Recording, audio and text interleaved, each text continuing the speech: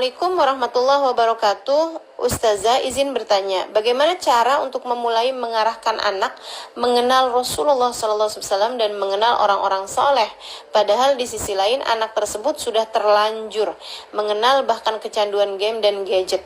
Terima kasih Ustazah. Wassalamualaikum warahmatullahi wabarakatuh.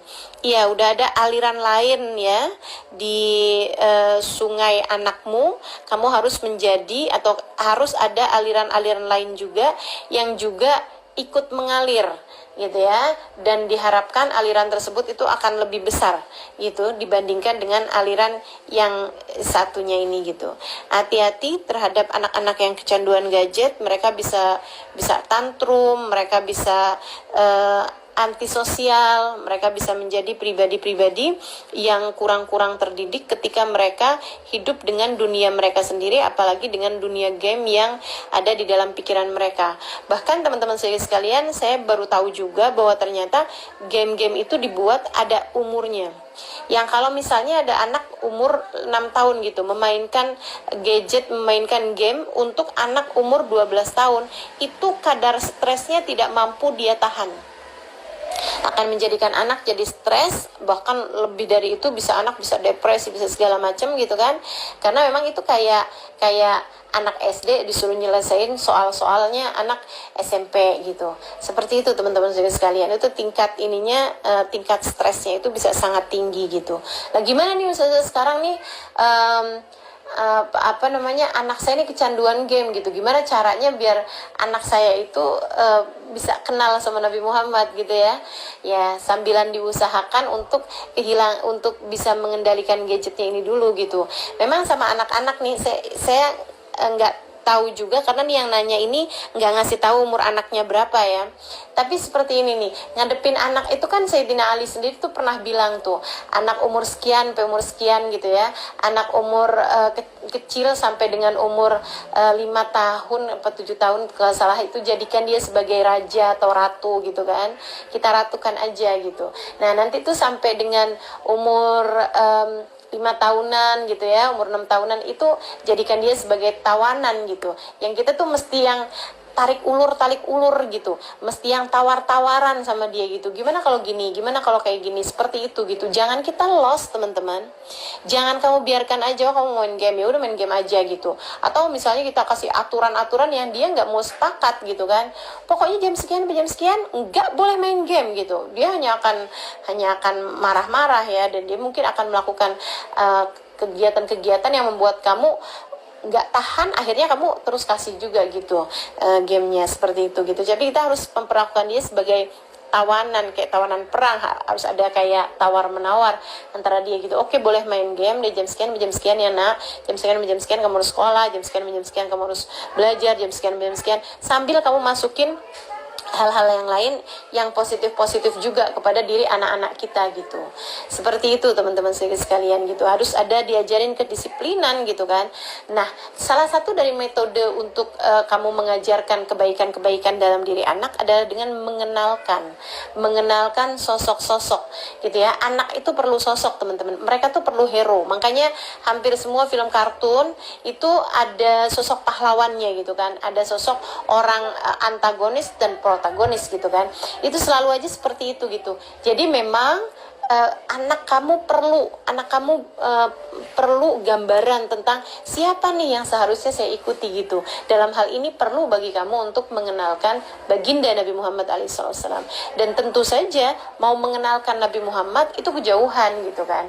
Apalagi anak-anak yang seperti tadi saya sampaikan perlu sosok, perlu gambaran gitu. Nah itu yang posisi para ulama, posisi orang-orang soleh menempati tempat tersebut gitu. Gimana caranya? Mungkin yang lebih gampang, lebih simpel, misalnya kamu kalau di mobil perdengarkan kajian-kajian dari ustadz-ustadz, dari ustazah yang kajiannya menyenangkan, yang banyak berupa cerita-cerita juga yang mereka bisa dengarkan bersama-sama gitu kan. Kemudian lagi juga kalau ada majelis-majelis yang di situ datang para ulama-ulama gitu, para habaib-habaib kumpul gitu ya. Kamu boleh bawa tuh anak kamu gitu, biar dia lihat seperti apa orang-orang yang menjalankan taat pada Allah Subhanahu wa taala di kehidupan dunianya itu kehidupannya menyenangkan kok gitu. Jangan sampai mereka punya gambaran bahwa yang hidupnya senang di dunia ini orang kaya-kaya, orang terkenal-terkenal, artis-artis, itu aja dalam pandangan mereka gitu. Karena kamu di rumah buka-buka TV, infotainment, buka-buka internet, pembahasan-pembahasan di dalam rumah kamu selalunya yang si ini punya ini, si itu punya itu gitu kan. Kemudian pembahasannya artis ini begini, artis ini berangkat pergi kemana gitu. Hal-hal yang semuanya sifatnya duniawi. Yang udah pastilah kalau kamu caranya kayak begitu, anak-anak akan tumbuh dengan rasa keinginan untuk kaya, keinginan untuk terkenal, keinginan untuk jadi cantik gitu misalnya gitu ya. Itu yang akan besar dalam kehidupan mereka gitu. Mereka nggak pernah kamu kenalin gitu betapa menyenangkannya menjadi seorang hamba Allah Subhanahu wa taala, betapa menyenangkannya berkehidupan memiliki guru, betapa senangnya kalau kita deket sama para ulama-ulama gitu. Hal-hal yang seperti itu teman-teman. Kalau kamu lihat gitu kan, kamu bawa pergi ke majelis, lihat walaupun dengan di layar misalnya begitu kan, kamu bisa kasih lihat tuh, liatin tuh nak gitu. Kalau bisa misalnya bisa kenal, bisa salaman sama orang-orang soleh, salaman sama para ulama, itu jauh lebih bagus lagi gitu. Itu akan menimbulkan di hati mereka bagaimana penghormatan mereka, bagaimana keinginan mereka terhadap kehidupan yang sangat soleh. Saya ingat salah satu dari ceritanya Habib Ali Al-Jufri ya. Beliau itu anaknya Perdana Menteri teman-teman. Anaknya wakil presiden, mohon maaf ya, anaknya wakil presiden Yaman. Kebayang dong mewahnya kayak gimana, kehidupannya seperti apa gitu. Wakil presiden sebuah negara gitu kan, yang memang luar biasa banget gitu kehidupannya gitu. Beliau cerita bahwa satu hari beliau itu ada acara nikahan. Acara nikahan di salah satu tokoh lah gitu ya, tokoh habaib di Yaman gitu. Nah pada saat itu ayah beliau yang waktu itu menjabat sebagai wakil presiden itu minta beliau untuk ganti pakaian. Siap-siap Ali gitu kan. Beliau kemudian pakai pakaian gitu ya. Kemudian datang abahnya itu sempat ngeliat gitu, bapaknya itu sempat ngeliatin agak lama gitu. Tapi itu sudah bilang, oke lah nggak apa-apa yuk kita jalan gitu. Teman-teman sedikit sekalian, Ali tuh kemudian jadi bilang gitu. Beliau bilang, saya waktu itu tuh pakai baju yang saya rasa kurang pas, kurang bagus gitu untuk acara seformal itu, untuk acara sebesar itu gitu. Tapi bapak saya tuh kayak lagi mikir gitu kan, kayak lagi mikir. Terus habis itu beliau bilang, udah nggak apa-apa yuk kita jalan gitu. Iya bagus yuk kita jalan. Teman-teman sekalian, beliau bilang waktu itu, saya rasa tuh bapak saya tuh antara mikir gitu, ini baju ini cocok apa nggak cocok nih buat dipakai sama anak saya gitu kan. Mungkin nggak cocok secara acaranya, acara formal dan sebagainya, sementara baju itu kurang bagus lah gitu ya, kurang bagus untuk dipakai acara tersebut. Akan tetapi Habib Ali bilang, gara-gara itu saya jadi tahu bahwa bapak saya itu nggak terlalu melihat penampilan fisik gitu kan terhadap diri anak-anaknya gitu. Dan ini penting banget teman-teman. Jangan sampai anak-anak kita tuh, kalau misalnya kita gitu kan, kita mau ajakin dia kemana, bajunya jelek amat sih, ganti dong, kamu tuh harus cantik, kamu tuh kan anaknya mama, kamu harus begini, harus begini dan lain sebagainya gitu. Atau bang, ganti dong bajunya bang, itu nggak rapi tuh bang bajunya bang gitu kan, itu kurang, kamu kan ada tuh mama beliin tuh baju yang mahal waktu itu, ayo pakai yang itu gitu kan, ini acara penting banget loh, kamu bakalan ketemu sama siapa kamu nggak tahu kan. Itu anak-anak akan menganggap bahwa harta adalah segalanya.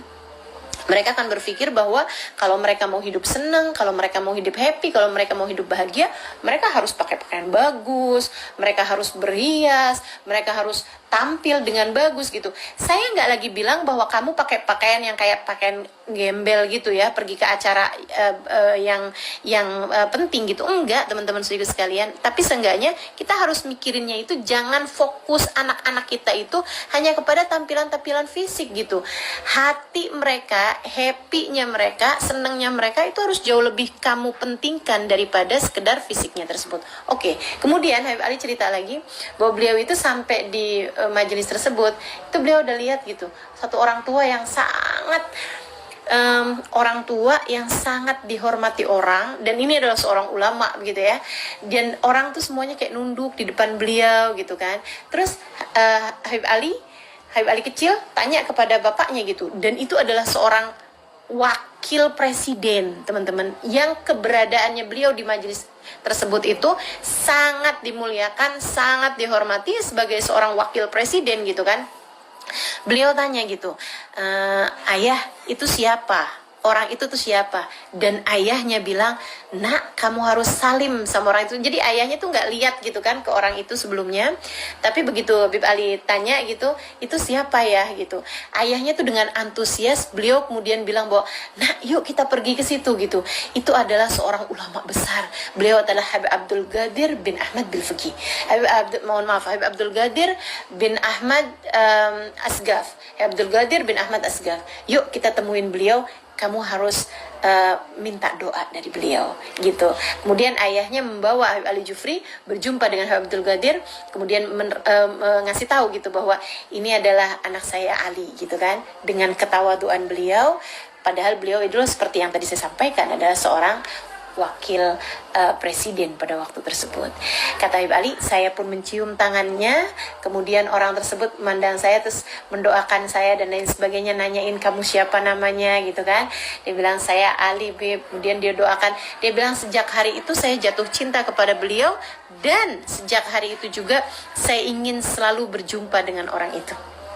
Jadi teman-teman sekalian, yuk belajar untuk bisa meletakkan cinta di hati anak-anak kita kepada orang-orang yang semestinya dicinta, yaitu yang bisa membawa kita kepada Allah Subhanahu wa taala dan Rasulnya, orang-orang soleh, hamba-hamba Allah Subhanahu wa taala yang mulia, kemudian lagi para ulama-ulama begitu ya. Nah, itu kita kenalkan anak-anak kita kepada mereka sehingga timbul perasaan di hati mereka, rasa cinta, dan itu adalah dasar banget teman-teman, dasar banget gitu.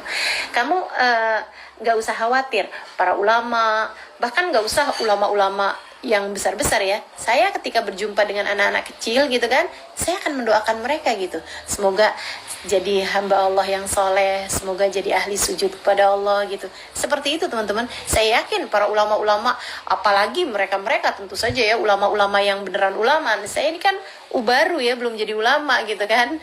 Itu aja kalau ngelihat anak kecil salaman sama saya gitu, saya akan mendoakan mereka gitu, apalagi mereka-mereka gitu. Nah, yuk kita belajar untuk bisa memasukkan dalam hati anak-anak kita rasa cinta pada Allah Subhanahu wa taala dan Rasulnya, rasa cinta kepada para ulama-ulama, pada orang-orang soleh yang tentu saja akan membuat mereka menjadi lebih dekat dengan kebaikan-kebaikan insya Allah. Sayangnya anak-anakmu, jangan biarkan mereka tenggelam dengan gadgetnya. Kamu tuh ya kelihatannya kayak sayang gitu kan, mereka biarin aja gitu, oh, saya sayang sama dia main game, biarin aja gitu. Itu tuh kayak sayangnya orang tua kepada anaknya lagi sakit tapi dia mau makan es, makan apa aja gitu, hal-hal yang sifatnya berbahaya buat mereka, tapi biarin aja gitu. Ah, nggak apa-apa, saya sayang kok sama dia, biarin aja. Itu kalau dia sakit, dia akan menyalah-nyalahkan dirimu teman-teman, kalau mereka ngerti gitu. Maka yuk belajaran, insya Allah mudah-mudahan kita jadi lebih ngerti lagi gimana caranya membawa anak-anak kita kepada jalan yang benar insya Allah. Amin ya rabbal alamin. Rabbana dhalamna anfusana wa ilam taghfir lana wa tarhamna lanakunanna minal khasirin. Rabbana atina fid dunya hasanah wa fil akhirati hasanah wa qina adzabannar. Bifadli subhana rabbika rabbil izzati amma yasifun wa salamun alal mursalin walhamdulillahi rabbil alamin. Taqabbalallah minna wa minkum taqabbal ya karim. Semoga bermanfaat. Kurang lebihnya mohon maaf. Kita masih punya satu pertemuan lagi nanti pada hari yang akan datang, yaitu pada hari Kamis. Mudah-mudahan kita bisa berjumpa lagi dalam keadaan yang lebih baik. Taqabbalallah minna wa minkum taqabbal ya karim.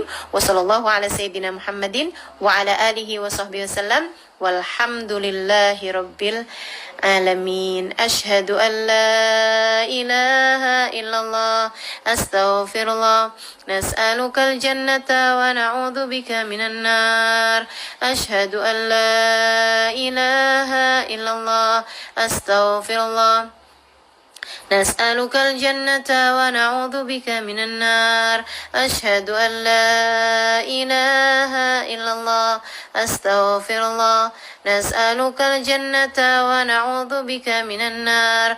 اللهم إنك عفو تحب العفو فاعف عنا. اللهم إنك عفو تحب العفو فاعف عنا. اللهم إنك عفو تحب العفو فاعف عنا يا كريم.